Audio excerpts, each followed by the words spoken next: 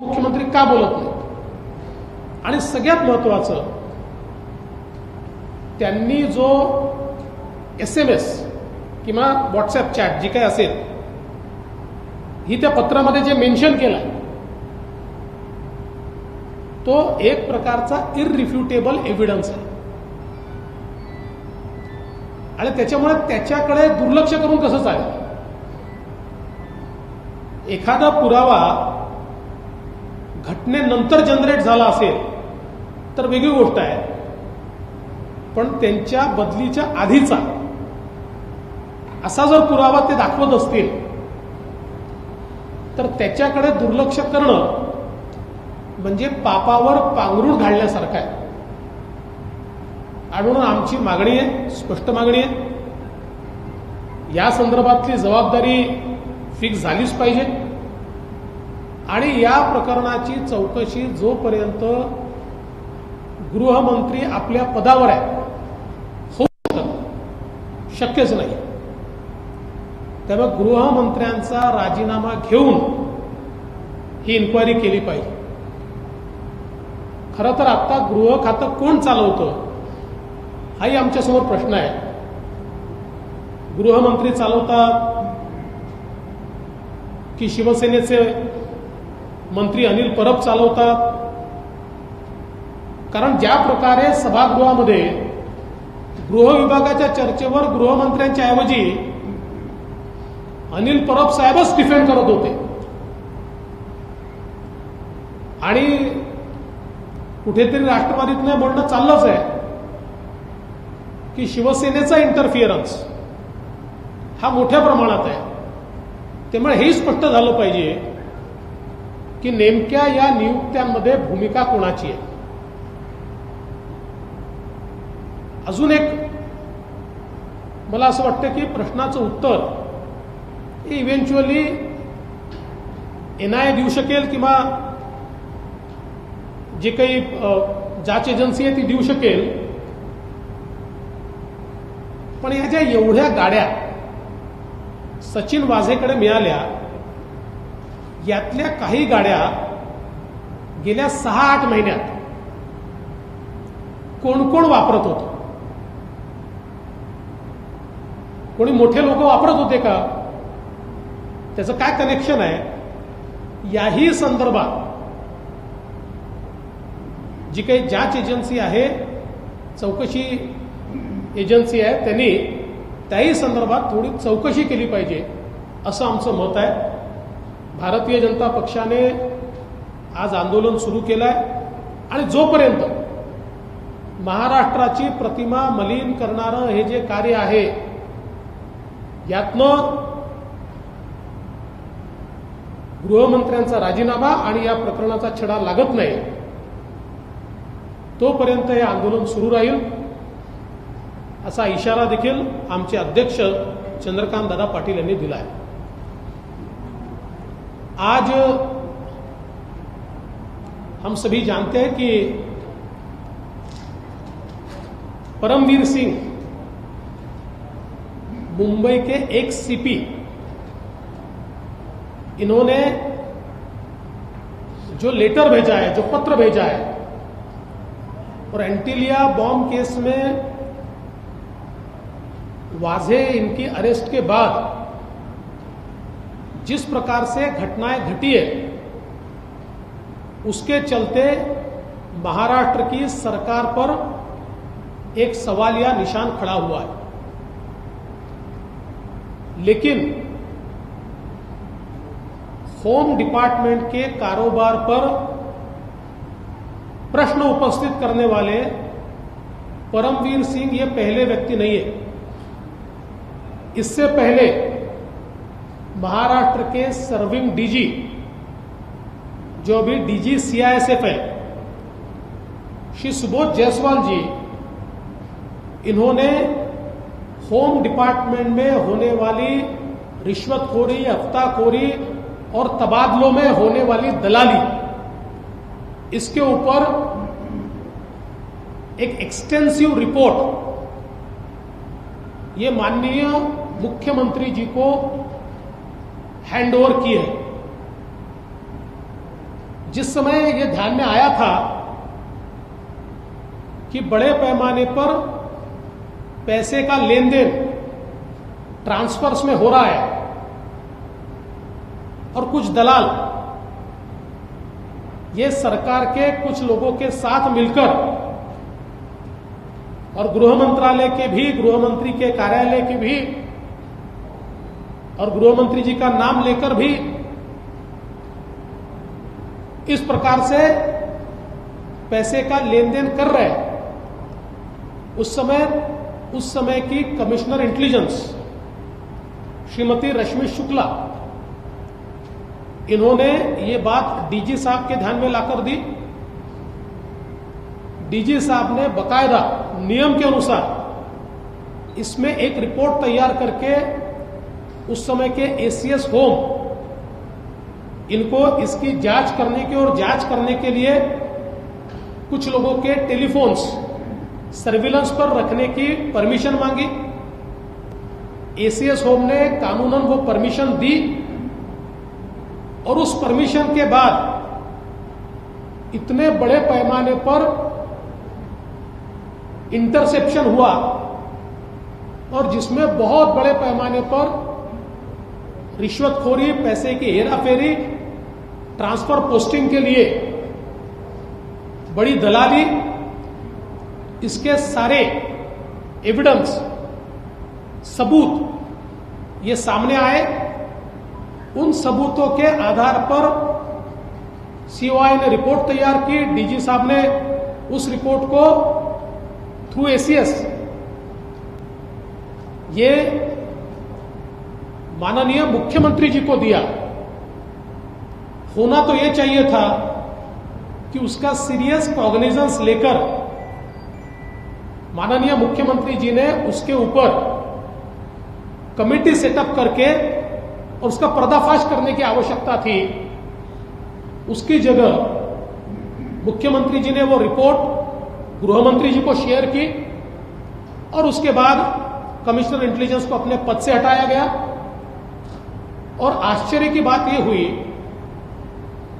कि डीजी के ऊपर, सुबोध जायसवाल जी के ऊपर यह दबाव बनाया गया कि जिनके नाम उस पूरे दलाली के रैकेट में बार बार आते हैं, ऐसे कई अफसरों को उसी जगह पर जहां दलालों के इंटरसेप्शन में उनको देने की बात कही गई है, वहीं पर उनको पोस्टिंग देने की बात कही गई और जिसको डीजी सुबोध जायसवाल जी ने विरोध किया। और जब ये बातें नहीं मानी जा रही है और उनको वहीं पर पोस्टिंग दिया जा रहा है, ये ध्यान में आया तो सुबोध जायसवाल जी सेंट्रल डेपुटेशन पर सीआईएसएफ में चले गए। अभी तो सीओआई भी उस समय की सेंट्रल डेपुटेशन में चली गई है, लेकिन उस समय अगर ये रिश्वतखोरी, दलाली अगर रोकी जाती और कार्रवाई होती तो आज की ये परिस्थिति हमको देखने को नहीं मिलती। और वो रिपोर्ट अभी भी सरकार के पास मौजूद है। सरकार, मुझे पता है, उसको बाहर नहीं निकालेगी, लेकिन मैं दावे के साथ और पुख्ता जानकारी के साथ कह सकता हूं कि सरकार के पास इनवर्ड वो रिपोर्ट हुई है। आज मैंने माननीय पवार साहब की प्रेस कॉन्फ्रेंस भी देखी और इस सरकार को बचाने की जिम्मेदारी ये पवार साहब ने अपने कंधे पर ली है। इस सरकार को मैन्युफैक्चर ही पवार साहब ने किया है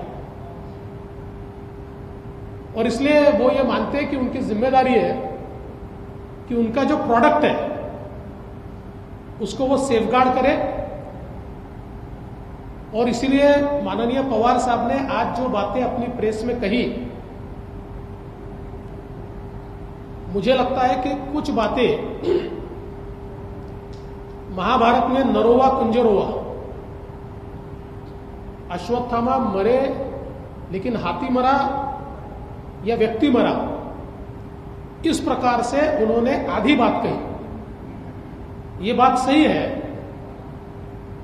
कि वाजे इनको नियुक्त करने के लिए एपिलेट कमेटी, ये परमवीर सिंह इनकी अध्यक्षता में ही थी।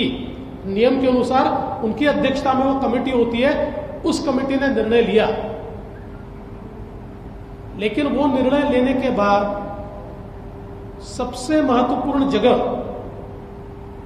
वाजे को दी गई। सारे महत्वपूर्ण केसेस वाजे इनको दिए गए। क्या सरकार को यह पता नहीं था? क्या मुख्यमंत्री और गृहमंत्री सोए थे? क्या उनको इसकी जानकारी नहीं थी? ये बात सही है, श्री परमवीर सिंह इनकी कमेटी ने वाजे इनको रीइंस्टेट किया। लेकिन उसके बाद पवार साहब ने यह भी कह देना चाहिए कि मुख्यमंत्री और गृह मंत्री के इंस्ट्रक्शन पर किया, उनके ही कहने पर उनको वो महत्वपूर्ण जगह दी गई। और सारे केसेस जो उनके अख्तियार में नहीं भी आते, सीआईयू के अख्तियार में नहीं भी आते, वो सारे केसेस उनको दिए गए। बिना आशीर्वाद के ये चीजें नहीं हो सकती। और मैं तो पूछना चाहता हूं कि सचिन वाजे ये कितने बार गृह मंत्री के पास दिखे? इसका भी कहीं ना कहीं जवाब आना चाहिए। तो इसलिए अपने ऊपर की बात टालने की बात ये जो पवार साहब ने कही है, मैं उससे सहमत नहीं हूं। सरकार के आशीर्वाद से वाजे उस जगह पर आए थे। दूसरी बात, माननीय पवार साहब ने यह कही कि जूलियो रिबेरो जी ये इसकी जांच करे। मैं सवाल पूछना चाहता हूं, जूलियो रिबेरो जी बहुत आदरणीय व्यक्तित्व है, पुलिस महकमे में उनका नाम बड़ा है, उनकी उम्र भी काफी है, अनुभव भी बड़ा है। पर मैं सवाल पूछना चाहता हूं कि वे तो कहते हैं कि इस पूरी घटना की जांच करे, तो केवल परमवीर सिंह की जांच करे या घटना के एक मुख्य किरदार महाराष्ट्र के गृह मंत्री की भी जांच करे? और अगर महाराष्ट्र के गृह मंत्री की जांच करना है तो क्या सर्विंग गृह मंत्री की जांच एक रिटायर्ड 10, 12, 15 साल पहले, 20 साल पहले जो रिटायर्ड हुए ऐसे डीजी कर सकते हैं क्या? क्या वो अथॉरिटी उनके पास होती है? क्या उनको मिल सकती है? और अगर दे भी दी तो क्या वो कर पाएंगे? क्या ऐसी निष्पक्ष जांच हो पाएगी? इसलिए मुझे लगता है विंडो ड्रेसिंग बंद होना चाहिए। अगर पवार साहब को लगता है, क्योंकि पवार साहब का पहला स्टेटमेंट बहुत महत्व का था, उन्होंने कहा यह बहुत गंभीर आरोप है। अगर आरोप गंभीर है तो सबसे पहले गृह मंत्री को उनके पद से हटाया जाना चाहिए और उसके बाद इस प्रकार की जांच होनी चाहिए। हमारा तो कहना है, वैसे तो जांच सेंट्रल एजेंसीज ने की जानी चाहिए, लेकिन अगर आपको नहीं है विश्वास तो कोर्ट मॉनिटर्ड कीजिए, कोर्ट मॉनिटर्ड इंक्वायरी, ये इसमें सॉल्यूशन है जिसमें दूध का दूध, पानी का पानी आएगा। इसलिए भारतीय जनता पार्टी की ओर से हम ये मांग करते हैं कि गृह मंत्री जी का इस्तीफा लेना चाहिए, और जब तक वो नहीं लिया जाता भारतीय जनता पार्टी चुप नहीं बैठेगी। हमारे अध्यक्ष चंद्रकांत दादा पाटिल, इन्होंने आंदोलन की घोषणा की है, आज हमने आंदोलन किया है। और ये जो वसूली, सरकारी वसूली जो चल रही है, इसके खिलाफ हम लोग आंदोलन करते रहेंगे।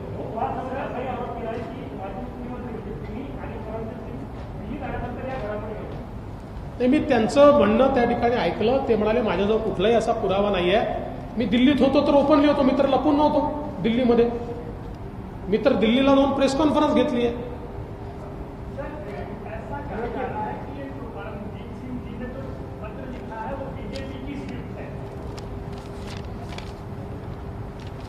जी, परमजीत सिंह ने जो पत्र लिखा है पूरा का पूरा बीजेपी की स्क्रिप्ट है। तो फिर वाजे ने जो किया वो शिवसेना की स्क्रिप्ट है क्या? परमजीत सिंह साहब पहले भी कंट्रोवर्सी में आए थे, जब एफिडेविट का एसीबी का संजय बर्वे साहब के एफिडेविट को एग्जैक्टली ऑपोजिट है, तो उसको कभी उनके रिलायबिलिटी पे क्वेश्चन है, तो अब हम मच कैन रिलाय ऑन देखिए, सवाल परमवीर सिंह की रिलायबिलिटी का नहीं है।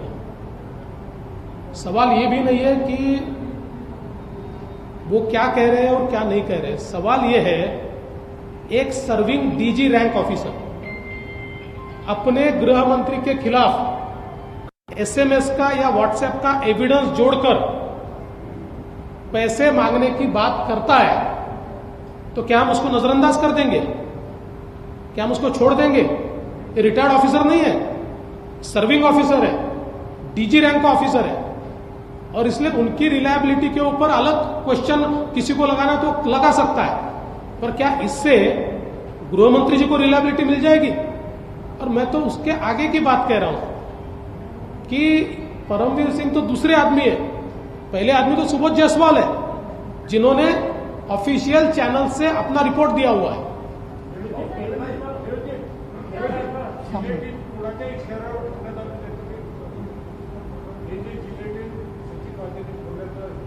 ते आता एनआयच्या चौकशीत समजेल।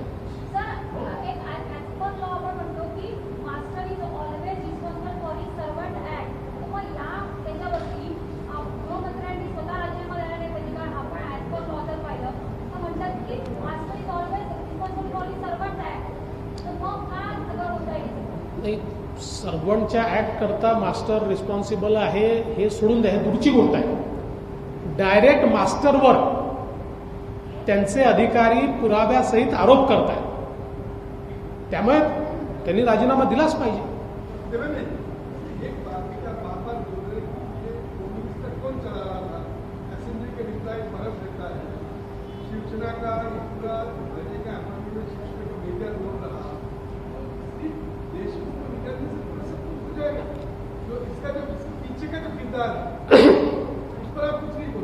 देखिए, आपने बिल्कुल सही बात कही है, लेकिन पहले तो देशमुख इनका इस्तीफा आना चाहिए।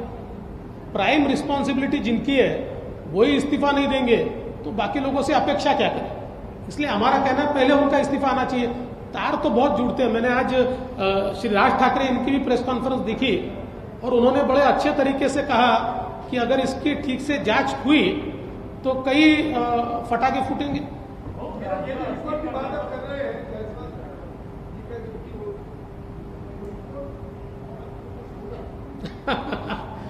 सारी चीजें तो मेरे पास नहीं होती है, और अगर सरकार उस पर एक्ट नहीं करेगी तो ढूंढना भी पड़ेगा।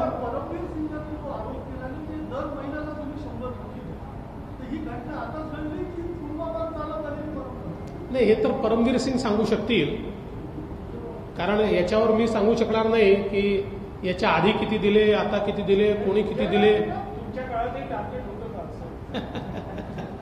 आमच्या काळात टार्गेट लोक नव्हते।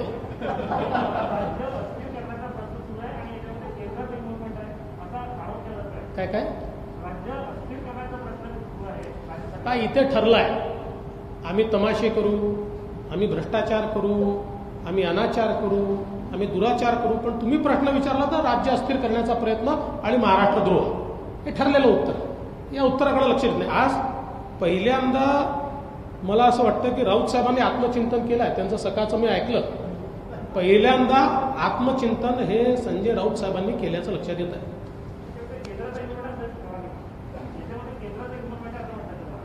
कोण म्हणतात केंद्राचं इन्व्हॉल्वमेंट? असं मी त्यांच्या म्हणण्यात ऐकलं नाही कुठे। मी ऐकलं तुमचे केस। चालतं।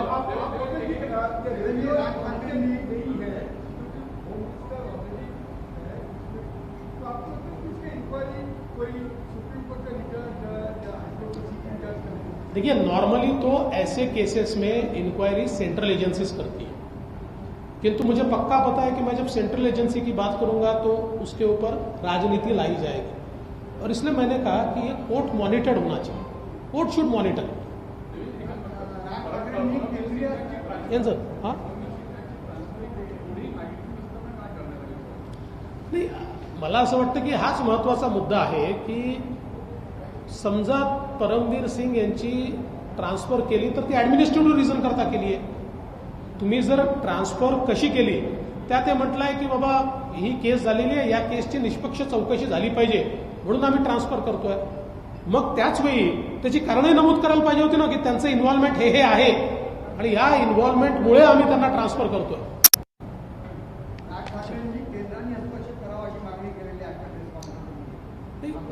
राज ठाकरेंनी जी मागणी केली आहे की केंद्राने हस्तक्षेप करावा ती मागणी योग्यच आहे आणि मला असं वाटतं की आता एनआयची इन्क्वायरी चाललेली आहे, त्यात अनेक गोष्टी बाहेर येतील.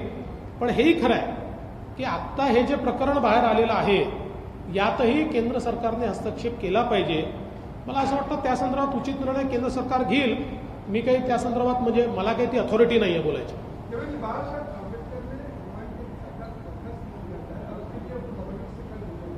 नहीं, अच्छी बात है. देखिए अभी सब दूर इस सरकार की क्रेडिबिलिटी समाप्त हो चुकी है, सब दूर समाप्त हो चुकी है.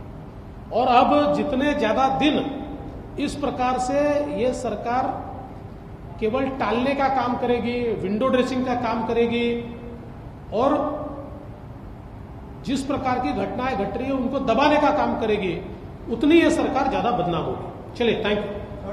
देशमुख साहब के यदि इस्तीफा नहीं लिया गया तो